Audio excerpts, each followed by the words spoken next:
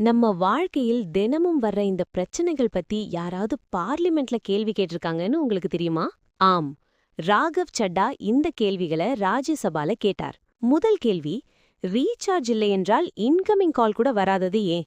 நம்ம போன்ல பேலன்ஸ் இல்லாதாலும் மற்றவர்கள் கால் பண்ணினா அது வரணுமே. ஆனா இப்போ இன்கமிங் கூட பிளாக் ஆகுது. இது எமர்ஜென்சி சிச்சுவேஷன்ல பெரிய பிரச்சனை. அடுத்தது, மாதம் 30 நாள் இருக்கும்போது ரீசார்ஜ் 28 நாள் மட்டும் ஏன்? இதனால் நம்ம வருடத்துக்கு 12 இல்ல 13 ரீசார்ஜ் பண்ணணும். அதாவது எக்ஸ்ட்ரா செலவு நமக்கு தான். பேங்க் அக்கவுண்ட்ல மினிமம் பேலன்ஸ் இல்லாததுக்கு ஃபைன் எதற்கு? பணம் இல்லாதவங்க கிட்ட இருந்து மீண்டும் பணம் எடுக்கிறது சரியா?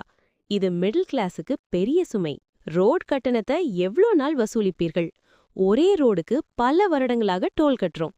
ஒரு நேரத்துக்கு பிறகு அது நிறுத்தணுமே. ஃப்ளைட் டிக்கெட் ஏன் இவ்வளவு காஸ்ட்லி ஆகுது? எக்கானமி கிளாஸ் கூட இப்போ லக்ஸரி மாதிரி ஆகிவிட்டது. ஏர்போர்ட் சார்ஜஸ் அதிகமா இருப்பதால் தான். ஏர்போர்ட்ல சாப்பாடு ஏன் அதிக விலை?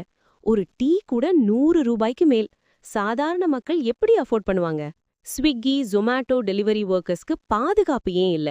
நம்ம ஆர்டர் நேரத்துக்கு வரும், ஆனா அவர்களுக்கு இன்சூரன்ஸ், ஜாப் சேஃப்டி இல்ல. ஹாஸ்பிட்டல் செலவு ஏன் இவ்வளவு அதிகம்? சிகிச்சைக்காக மக்கள் கடன் வாங்குறாங்க. ஹெல்த் பேசிக் ரைட் இல்லையா? குழந்தை பிறந்த பிறகு அப்பாவுக்கு பெய்ட் லீவ் கொடுக்க முடியாதா?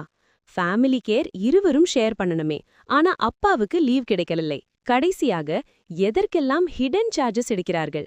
பேங்க், சர்வீஸ் ஃபீ, கன்வீனியன்ஸ் ஃபீ, சிறு சிறு சார்ஜஸ் சேர்ந்து பெரிய அமௌண்ட் ஆகுது. இந்த எல்லா கேள்விகளும் ஒரு சிம்பிள் பாயிண்ட் தான். நம்ம மாதிரி பொதுமக்கள் ஏன் இவ்வளவு சிரமப்படணும்? சாதாரண வாழ்க்கை ஏன் இவ்வளவு காஸ்ட்லி ஆகுது? இந்த கேள்விகளுக்கு பதில் தேவைதான். நீங்க என்ன நினைக்கிறீங்க? காமெண்ட்ல சொல்லுங்க.